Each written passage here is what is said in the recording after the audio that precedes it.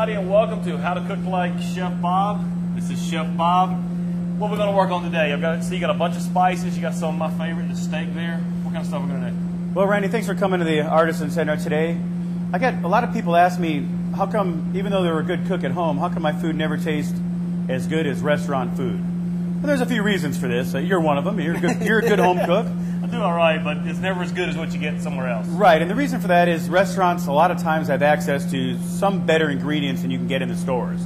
Now that's beginning to change, and what we're going to talk about today is how to kind of make your own meat or steak seasoning out of some of the nice spices you can get now at Kroger or Walmart. So instead of buying it already made, you can make your own. Pretty easy. Just make your own. There's a lot of mixtures, but why not make your own? So, all right, well, let's get started. You can explain to me what some of this is. Well, most of us have just plain salt in the house. It leaves a really salty aftertaste. But what you can find now in the stores, which almost all chefs use in restaurant, is kosher salt. Right. It's a little coarser in nature. It seems to finish less salty. It's easier to make your own mix with. It doesn't have the iodine in it, I think. It doesn't have the iodine for some of the after flavors. You're probably not going to be able to get it out of a shaker because it is a little coarser, but you are going to just mix it in a bowl. This is actually from Spain, a Mediterranean sea salt if you want to get fancy, and these are available more and more in the stores. So basically this mixture, as you can see, is even coarser than the kosher salt. So okay, so what goes in next? Well, most of these mixtures are mostly salt, but you want to come in with a little pepper. I say they're probably about 75% salt. And that's just pre-ground pepper. That's it is just a nice pre-ground pepper. Okay. You want to have some garlic, a granulated garlic or a garlic powder. Got to have that in your mixture. Definitely. Again, just mix that in. Definitely. We're getting a little color in there now. Some onion powders, nice. Right. Granulated onion or onion so powder. Far I'm doing pretty good because I use all of these. So I'm right. Yeah, these are all just awesome. Probably spices you have at home.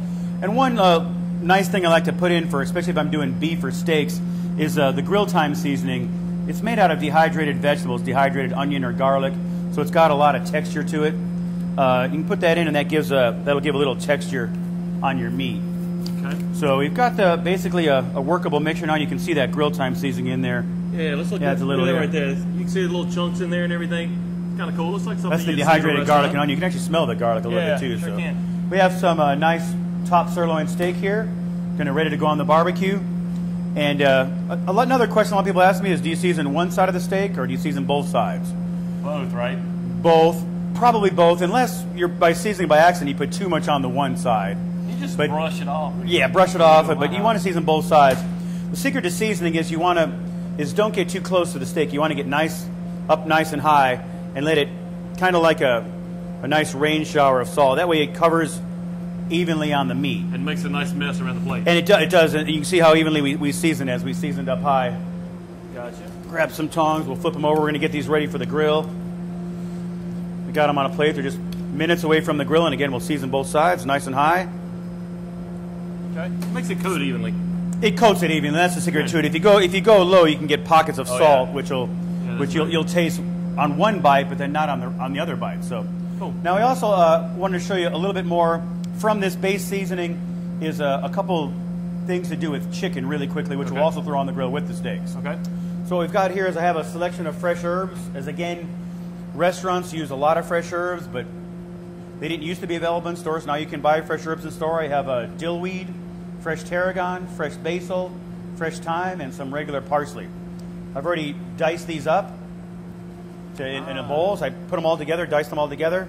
I diced up some garlic. I'm going to mix this together and put some of our seasoning right on in there. So it's your steak seasoning, same kind of stuff. You're just making the same seasoning. Now we kind of have a dry rub. Is what's called a dry rub. This can rub right on our chicken, or it could also go on a pork. It'd be great on pork.